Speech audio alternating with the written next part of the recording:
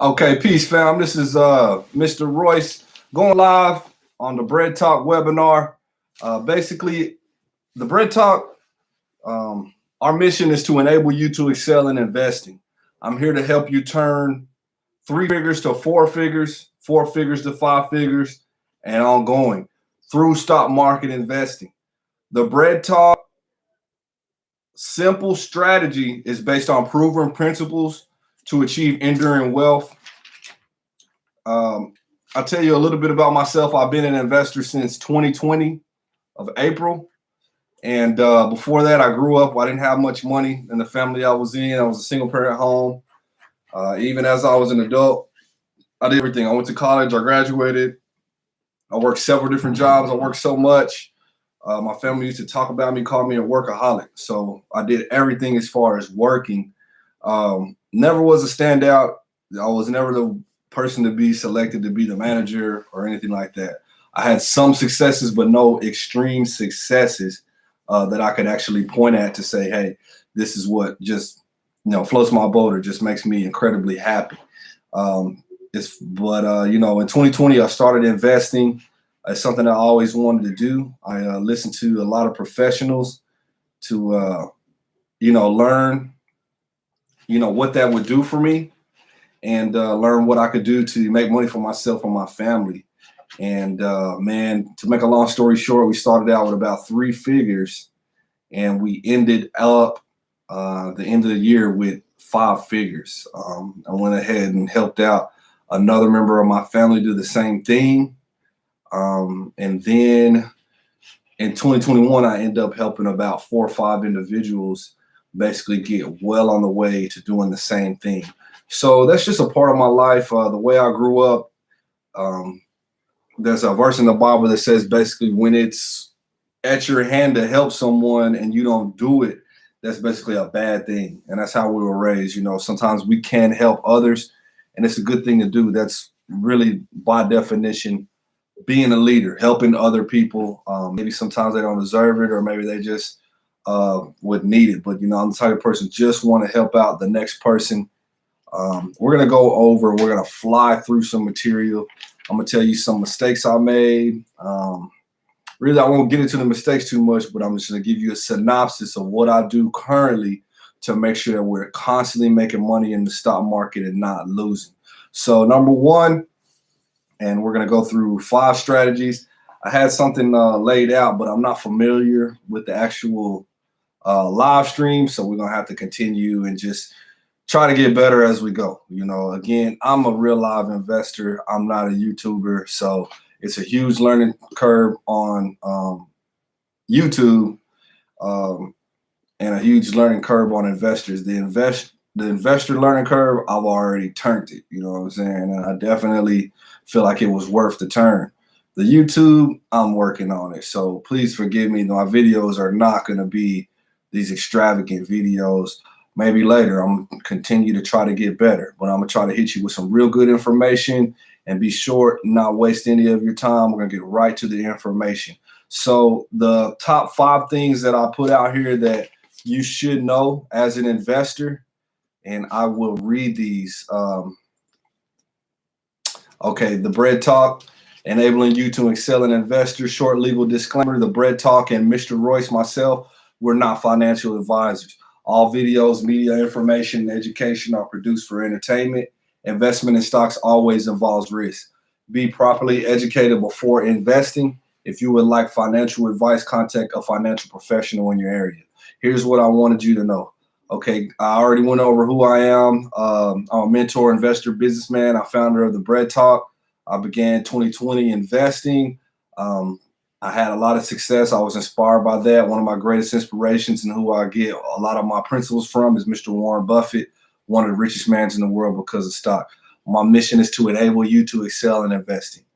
Okay, there's 5 key points I want you to take from today's webinar. We're going to go fly through these and get off of here shortly, but I know that if you take heed, these will help you. Number 1, only invest in stocks priced $10.99 or less. This is good advice. If you're like me and you're starting out and you don't have a lot of money, I've made the mistakes of investing in expensive stocks.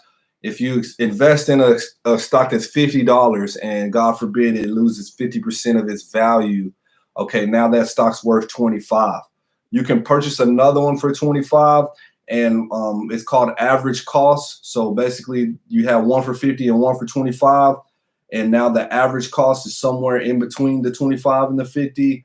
You're looking at about 37.50 is the new average cost of the two shares that you have. But because that $50 is so high, that's why I say only invest in stock prices $10.99 or less. Really, it's $10, but the 99, I don't really trip on the change part so much. But the $10 price point is to say if that $10 price point goes to half, that means $10 stock is now worth $5, but you could continue to purchase. So if you bought two, now you own the two at $7.50. You could continue to purchase the $5 shares until you got closer to and in the $5 price range of that. Your average cost now equals that $5 cost range. So stocks go up, stocks go down. But if you purchase only stocks that are $10.99 and less, even if it goes down to $1, you can purchase, put $1,000 and drown that share out, buy 1,000 shares at $1 each and drown that initial $10.99 purchase to make your average cost lower. So as long as you're $10.99 and less, God forbid your stocks shoot down, your price is lower, you can always purchase a large amount of the shares of the stock at the lower price. Now you have an average cost that's lower and you're prepared to go back into making money, even though you lost a lot of percentage of the price of the stock. This can only be done at $10.99 and less. If you're purchasing high stocks and they lose a lot of their value quickly, it'll put you in a situation where you either just own stocks too high and you're hoping and wishing and waiting for them to go down. You can't really afford to buy more. So again, the advice is only invest in stocks $10.99 or less. Okay, number 2 out of the 5 key points, keep it 100. The 0 is a force multiplier. Why I say keep it 100 is if you want to have a goal of how many shares to purchase, try to get to 100. The simple math on that is that if you have 100 shares and that stock price goes up $1 in a day, okay, you made $100 in that day. It is really beautiful. 99 is not 100. I've tried less amounts. 100 is a beautiful amount. The next level, once you get to 100, of course, is 1,000. 900 more shares. You want to have confidence and you want to be done, invested in the stock for some time, seen the way it moves, its highs, its lows. And then once you're confident, go ahead and try to take it to the 1,000. Same premise, that 0 acts as a force multiplier. If you have 1,000 shares of a stock and that stock goes up $1, you just made $1,000 in that day. And you don't have to think about all the different stocks available in the market. You're just dealing with the one stock that you know or the couple stocks that you know. Okay, key point number 3 is more psychology, less mathematics. When it comes to stock, the reason why they go up or down is because people are buying them or selling them. When they're being sold off, the price goes down. When people are purchasing, the price goes up. This is a type of psychology, and even further, it's a type of sociology or the psychology of masses of people. So you want to be able to think, what are other people going to do? Not just stay mathematical and rigid and analytical and I know the price of this, the price of that. No, you need to think psychologically a little bit to think, hey, what are people going to do later? If this stock goes down, is there a chance that this stock will go up later to make you feel like you're confident in the purchase? When the stock goes down, you can confidently purchase because the psychology of people is that they're going to purchase that stock later. That's something we would get into later, but the key point is more psychology, less mathematics. You have to think about what other people are doing. And it's so much in the market right now where people sell and buy almost at the same time. You can almost tell what they're going to do before they do it if you're paying attention. which is a whole nother key point we'll get to. So many people that I talk to when they're beginning in the stock market, they're afraid of paying money. But the reality is, you shouldn't be afraid of the paying the money. What you really are afraid of that you haven't done that makes you afraid to pay money is that you don't pay attention. You know, if you pay attention, then you'll know the nuances of a stock, how it moves, how high it goes, how low it goes, how often does it go high, how often does it go low. And once you pay attention, it builds your confidence level because you know this stock is usually at this certain price. And if it shoots down to a lower price, you know now that's a good buy because you've been paying attention to the stock to know that that price is a good price. So again, you have to pay attention, back to more psychology, less mathematics.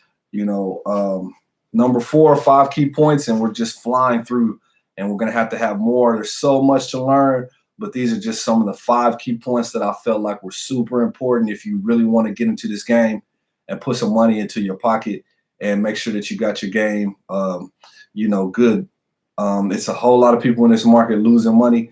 I don't believe they're sticking with these 5 key points. Really, number 1 and number 2 have made me a whole lot of money, and it took me a whole lot of time, effort, and energy to get to that. The reason why I can tell you don't buy stocks over 10.99 is because I've already done it. I've already lost money trying to chase these stocks that I bought expensively, and they went down. It gets too expensive to average cost those stocks down.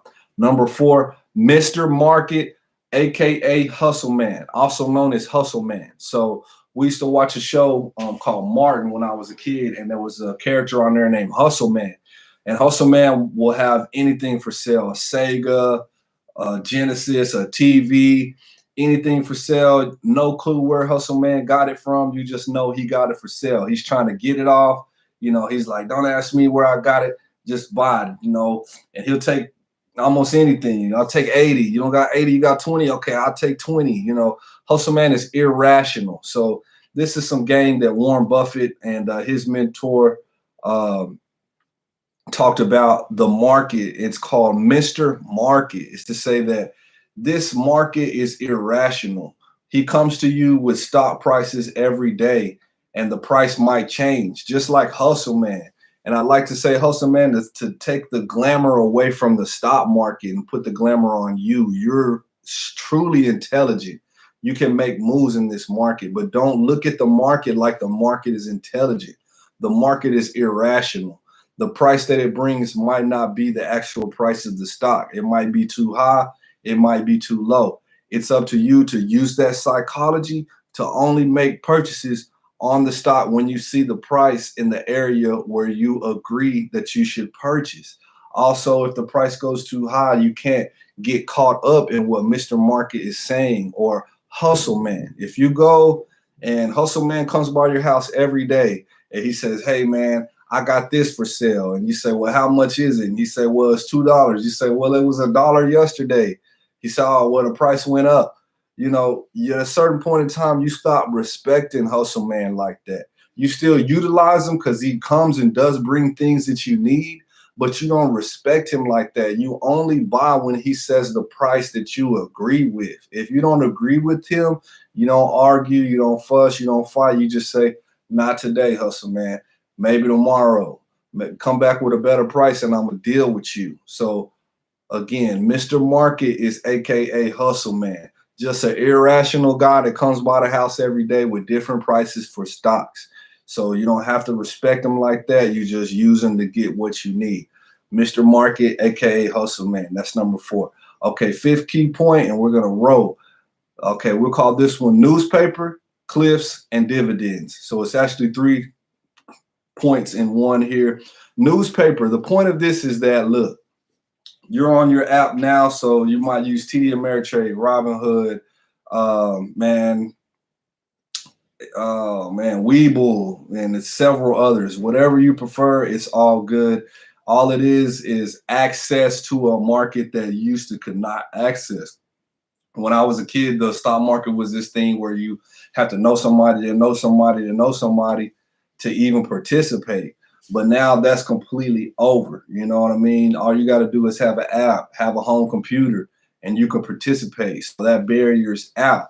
So when I was a kid, the actual newspaper might have been the only way that you saw a stock price. Someone comes by the house. I grew up in Lubbock. We had a paper called the Avalanche Journal. So that journal hits the door, boom. And when you open that journal, it has one price for the stock, that one price that the day ended at yesterday. So all day, that price is generally for sale. That stock is generally for sale for that one price that's in the newspaper. Okay. Nowadays, when you get onto your phone or your home computer, the price fluctuates by the minute, if not by the second. But that's again, Mr. Market. It's all noise. It's all noise. It's the same market as when you were a kid that had that one general price, but just because, we can look at the market all hours of the day is the reason why you don't think of it the same way as that newspaper, that one price. But generally at the end of the day, that stock's going to end at one price. And that is that newspaper price that will be printed the next morning. So you don't have to, try not to think about stocks as this constantly fluctuating thing. Try to think about them just like whenever you were a kid. It's really just one price per day. So if you think about it like that, you got 52 weeks in a year. Two of those are two of those days out of those weeks are actual weekends. So you only have, about 52 times 5 trading days. You're looking at about, 200, 250 to 300 trading days. And in those days, you're going to have a 52-week high, a 52-week low. One day when the stock is as high as it's going to get all year, and one when it's as low as it's going to get all year. So you just have to simplify. Don't try to be involved in all the stocks in the market. Just know the stocks that you're dealing with and try to keep that newspaper in mind to not get caught up in, the stock price went up at 11 a.m., then it went down at 12 a.m., and then it was up on Monday, then it was down on Wednesday. Try to think of it as just a one price per day, and you average to see, hey, what's the actual best price I can buy this stock at to make me a profit, which would be the lowest price. That'll be the best price for you to buy all year to make that profit. Just paying attention. That's newspapers. Okay, the next part I said is cliffs. Okay, so whenever we first started, you might get on there and in your app, you'll see daily movers or high percentage stocks. You'll see a stock that's just shooting. It might be 15 and within an hour or two, it's $25. And it makes you want to get on that stock because, man, that thing is moving something. I want to put some money on that stock. Okay, that's a cliff. That's basically a mistake. When I see a stock shooting, it entices me. I'll put it in a watch list. I'll watch it for a day or two, but I generally will not buy it right there on the scene because 9 times out of 10, all that's going to happen is you're going to buy it as it's shooting and you're going to be at a top or a cliff. And the next day, if not that same day, that stock will fall. People will see that it shot up and they'll sell it to get their profit out.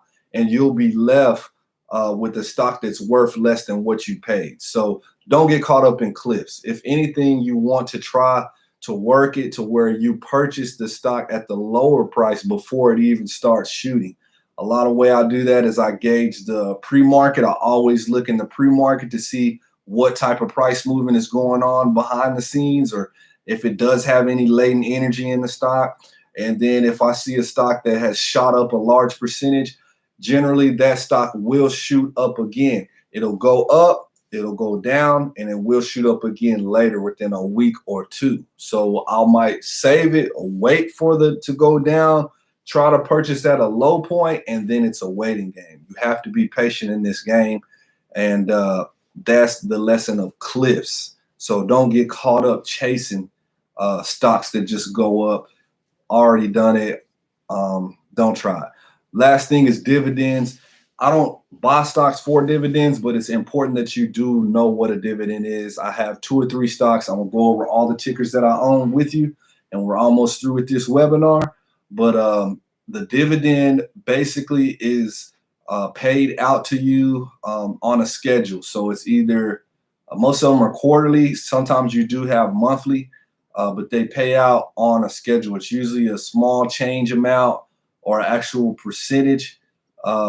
If it says the dividend is 1.0, generally that means that the dividend is $1 per every 100. If it says it's 7.0, that means it's $7 per every 100. If it says it's 0.25, that means it's 25 cents per every 100. And you just have to investigate to see, how often does this dividend pay. Also, they have what's called ex-dividend. So there's an actual date. If you own the stock on this date, then you will receive the next month's dividend. So these are things that you have to investigate. And it's another way to make money besides the actual fluctuation going up and down of the price. If you do own certain stocks on certain days, you will be paid out.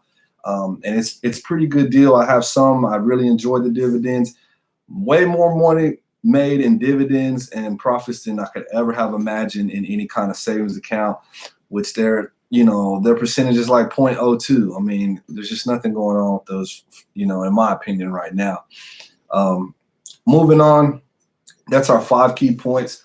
Okay, I always do get, so many people that I come across, I know in my heart that it would be a blessing for themselves and their family if they involve themselves in stock. They're scared for whatever reason. I wanted to share with you the Wall Street Journal story.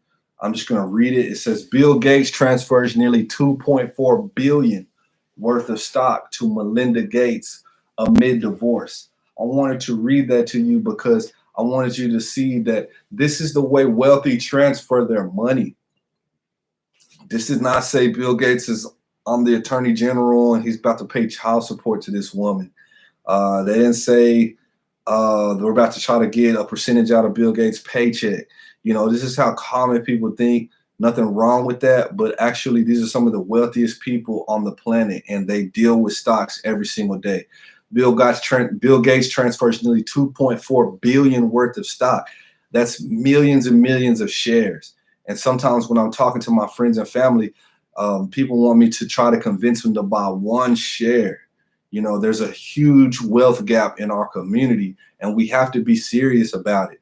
This stocks have been the tool of the wealthy for years and years and years. And this is a tool that even if you, God forbid, pass from the scene, the wealth transfers to your children, to your children's children. So it's a little bit, a little crass. It's a little disheartening when people want me to or want someone to convince them to invest in stock. I think you already generally know stocks are dealing with wealth. They're dealing with money. It is a smart person move. So, I'm just it is a small learning curve, and I'm trying to flatten the curve for you and take some of the fear out of it. So we're going to get a couple more slides, and I'm going to give you 10 tickers that I've been dealing with so you can look at some stocks priced under $10.99, good stocks that I've been making and hitting some licks off of and helping my family. So before we get into that, there's 3 investment strategies I wanted to just shortly go over. One is prepare for a crash. I don't want to do a video and tell you everything's always all good in the market, because it's not. There's been a crash in 2020, and there's a lot of predictions that there might be another crash by the end of the year. But any real stock investor knows a crash is a sell. It means that the stocks that were valued high, where you could only purchase them at a larger price, when they go on sale, the stock price is cheaper. And that's a good thing that they're low, because that's the only thing they can do is come up. So again, when I started, it's because I had paid attention to Warren Buffett, and he told me that in some videos I'd heard him say stocks are on sale. Whenever the market crashes, stocks are on sale. So the only thing you can do is be confident in what you're buying. Don't buy all over the place. Even if it's just one business, buy that one business. And yes, a stock is a piece of a business. People think of them as lotto tickets or any other thing.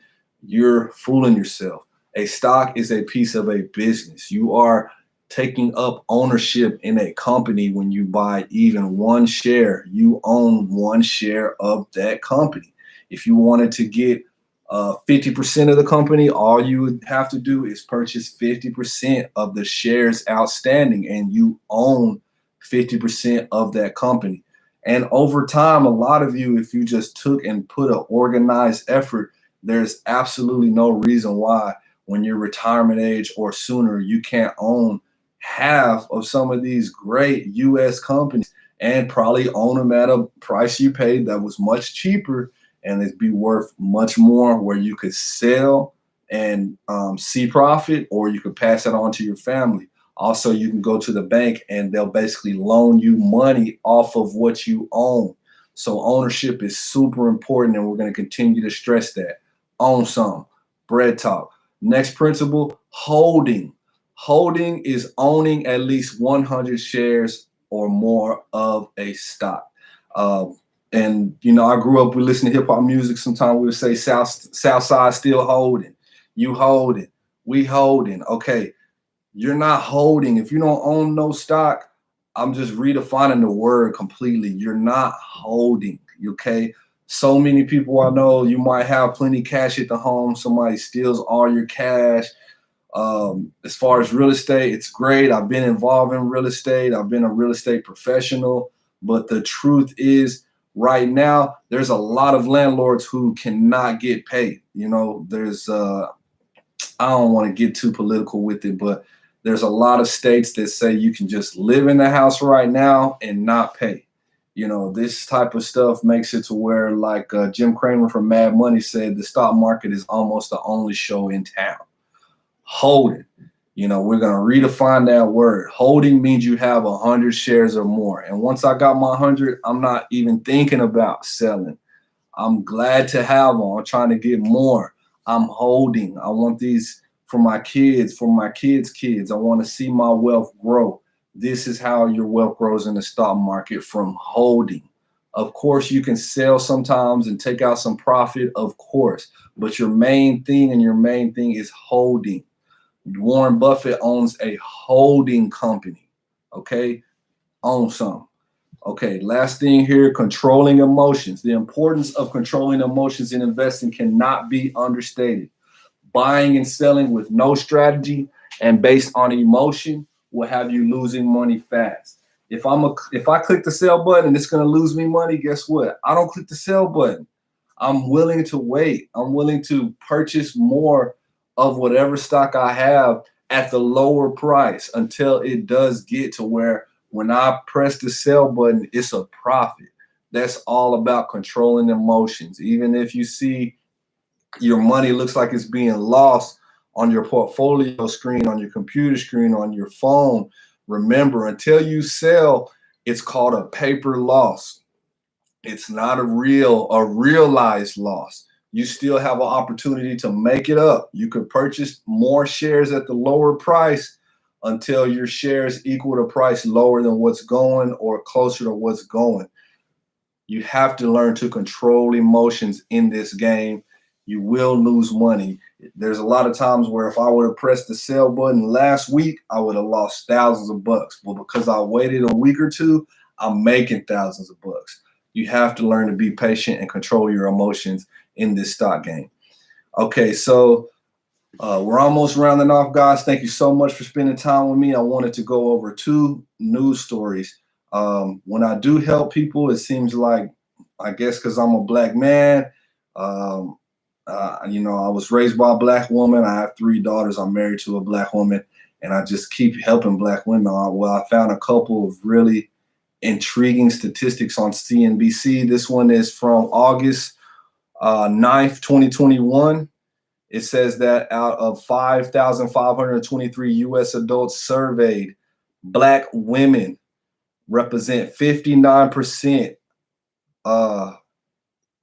59% of black women are not invested in any asset. No house, no stock, no bond, no real estate, no retirement. Okay. This is not a joke or funny or something that you can kind of you know, if you knew like I knew, you'd be running to get on webinars and things like this to increase your wealth. You know what I mean? This is your best chance, honestly. And some of you are so intelligent that I know you would do well if you just focus your attention and energy. You know, another news story at CNBC, while I was getting that clip, this other news story came up, and it says Black women make nearly 1 million less than white men during their careers. It says the racial pay disparity is represented.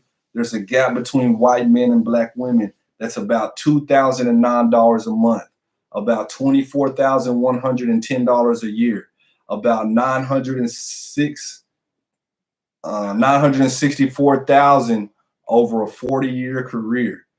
Just because a lot of the people who I know would do good in stocks, you're like depending on your career or acting like a career is the fix all be all.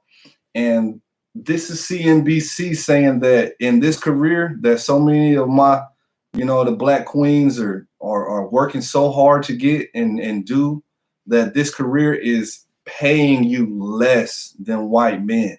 So you're giving them 100% of your effort, time, and energy, and they're giving you a low percent back. Let's flip the script. Let's put a little bit of our effort, time, and energy into this individual investing in stocks, into our own assets, to take control of our own future and make sure that you're paid what you need to be paid and not what a career says you should be paid. Okay, 10 stocks we currently own. We're rounding off.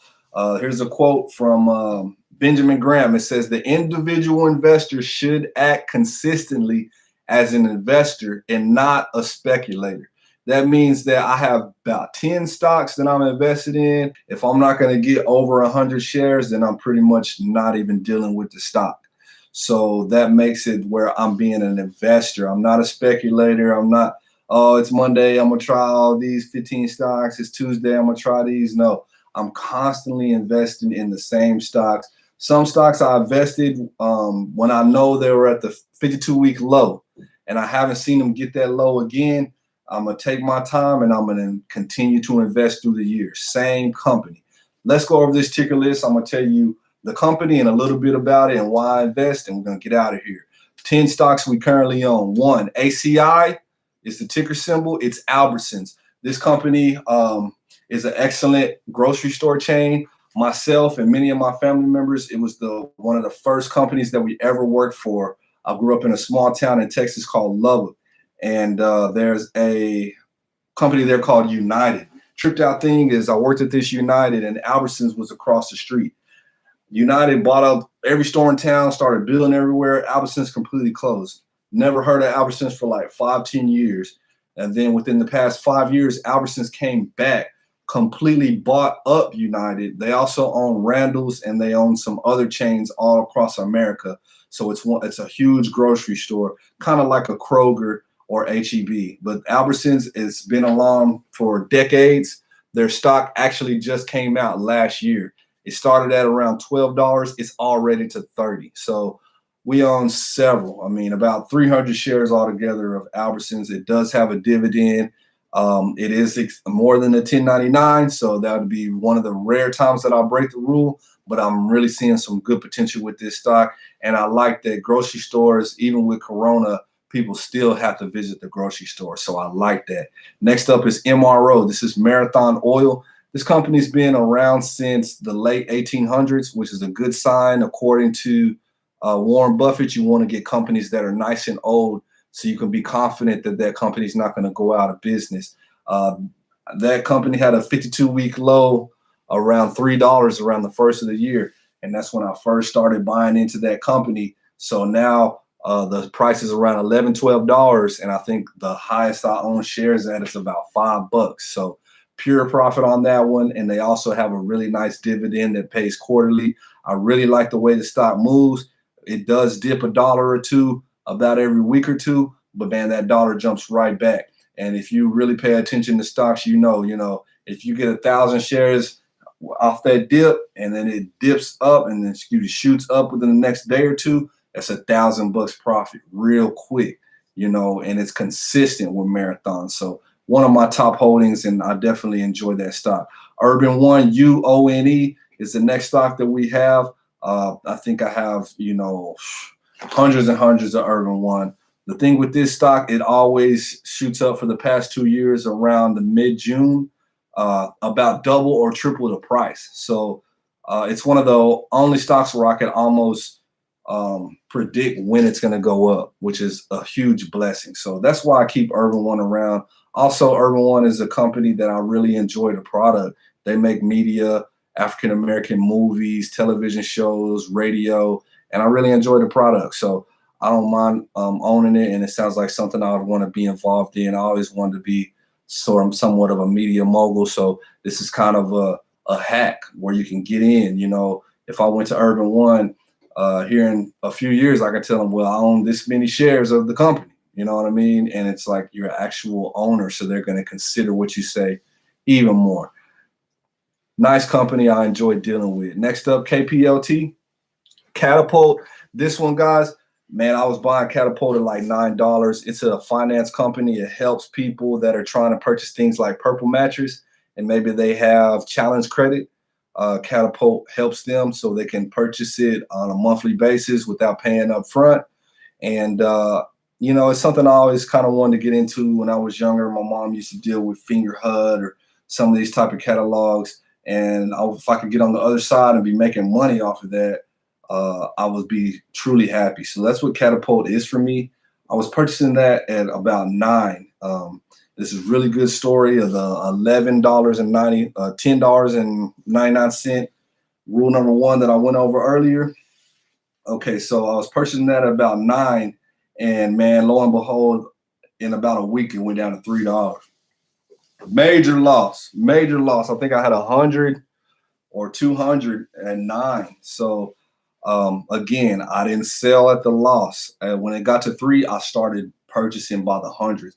100 share cost me $300, and then I bought 100. It took me from $9 down to about $7. The next day, it was still in the $3 range. I bought another 100. It took me from $7 down to about $6. I waited about a week. It got to the $4 range. Okay, I bought some more. It took it down from $6 to about $5. I waited a couple days. It was shooting up a little more. I got it to where all my stocks, about 1,000 shares of Catapult for about $4 or $5. I later sold several shares of the Catapult at about $6 and change at a profit. So I went from taking a huge loss, a $9 stock that was worth $3, to waiting, being patient, purchasing more, averaging costs down, and able to sell for a profit. Any of y'all who were my friend on some of my social media when I showed that morning where I had made $2,000 after hours, Catapult was the culprit. This is exactly what happened. I had lost a lot of money, but I continued to purchase, and it worked out for me. Next, TUEM, Tuesday Morning. Really big chain in the Texas area. I don't actually shop there. It always, from when I was a kid, it looked like it was about to close. But for whatever reason, Tuesday Morning is about $1 and change, which is insane for a retail store. You could purchase a share for $1 and change. You can have 100 shares for about less than $200. So that's a really unique opportunity. It has decreased a lot. I think it was about $4 or $5 a share about 2-3 weeks ago. So something's going on with the stock. But again, just because the stock decreasing isn't always a negative. For me, it's a positive. I want to own it for $1 and change anyway. So, and it's at almost its lowest point. The 52-week low is $1. So that's as low as it's been all year. And good thing about Tuesday Morning is it's been out. It's been a retail store for years and years, but that stock has only been out for less than a year.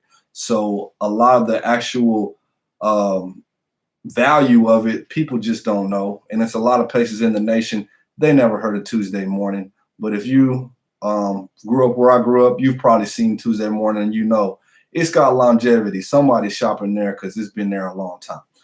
Global Satellite, GSAT. This is a stock that's about $2 to $1.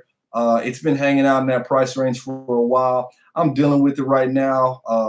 Not really a longevity play for me, just something to hit a good little lick on. It's had a nice, unique bounce in it.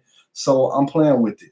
Luby's, LUB. Man, it's a slow-moving stock. I really like home-cooked meal. They sell dressing, corn, home-cooked meal type foods that, sometimes you just want that. I don't think there's ever going to be a place in time where there's not a market for a home-cooked meal. So that's why I invest in Luby's. Also, Luby's went down in 2020 to under $1. At that time, if I would have invested thousands of shares of Luby's, oh man, I'd be almost done today. So I don't want to let that happen again. It's a very slow mover. Nothing I recommend. It's kind of a personal thing, but it's the type of business I want to, be involved in. I think it does have some longevity. It does have some issues with business. I do see some Luby's closing, but as far as Luby's closing and going out of business for good, I don't see it. There's too many people going in there eating every day, just like it's a cafeteria at a school or something. Next up, ASO, Academy Sports and Outdoors. ASO, same as Albertsons, opened up about a year ago at about $12. Now it's worth $45 a share. Much higher than the actual $10.99 price that I recommend. But if you're from Texas like me, then Academy is super strong. Anywhere you go and there's an Academy, you're going to have people piling in. They're going to have relationship with the local schools. They're going to be a real benchmark. And since that company just started dealing with stock about a year ago, I think it still could be undervalued. You can compare it to Big Five Sporting Good or Dick's Sporting Good. Those stocks, I think, are moving around $80 to $100. So it still could be undervalued. I've had a lot of enjoyment with Academy Sports and Outdoors. I'm going to stick with it. I don't own as many as I would like. I haven't got to 100. I think I had 100 at $20, and it was moving too slow for me. I sold it. So, yes, I make mistakes too, but I'm right back with Academy. I don't want to leave it alone. And every time I go shop, I enjoy the experience. So I'm going to stick with them. Next up, I only have two more, is NXE, Next Gen Energy.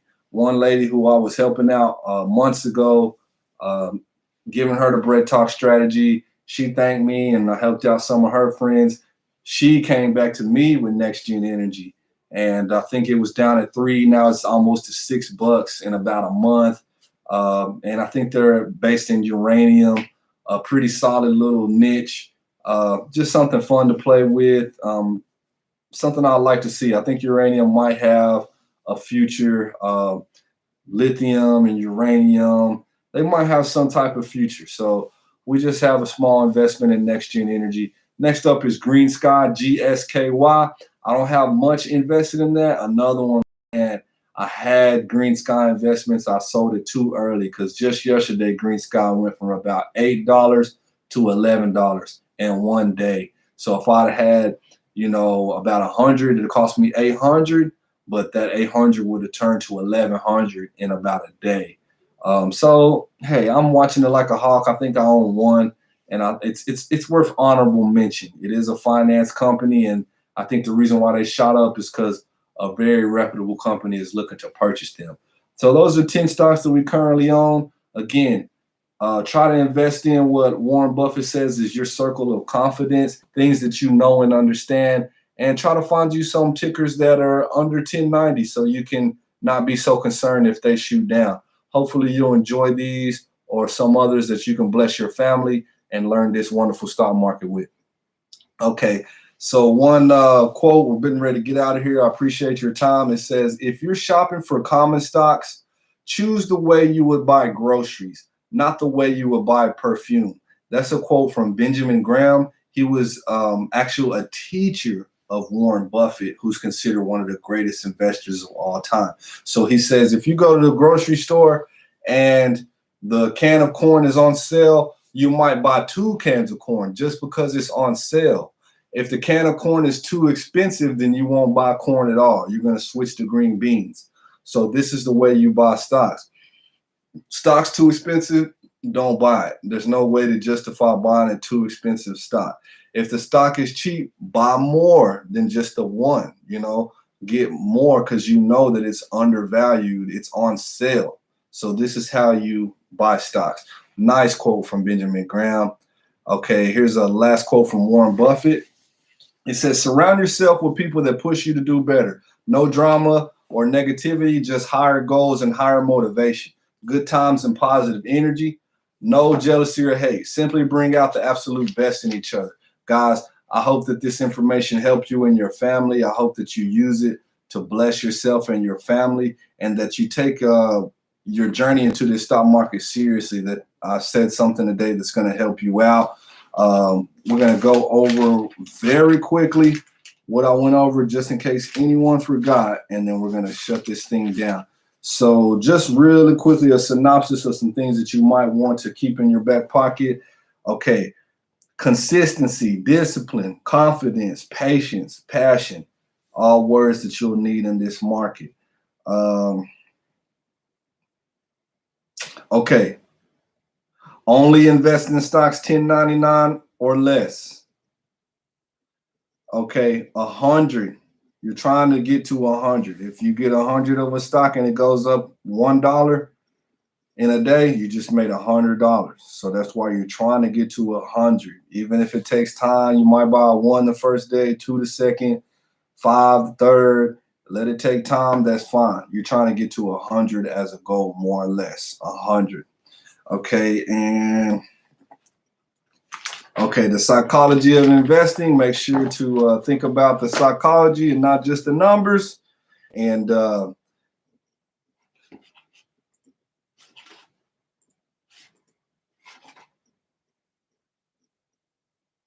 okay, only invest in stocks 1099 or less. Keep it 100. Use 0 as a force multiplier. More psychology, less mathematics. Mr. Market, also known as Hustle Man. Newspapers, cliffs. Don't buy just because it's shooting up. And dividends. I don't buy just for them, but they always help out, and you should know what a dividend is if you're in the stock market. My name is Mr. Royce. This has been the Bread Talk for Wednesday, September 15th. I hope you enjoyed it. I hope you heard something that's going to bless you and your family. I really appreciate you for tuning in, and I'll see you on the beaches of the world.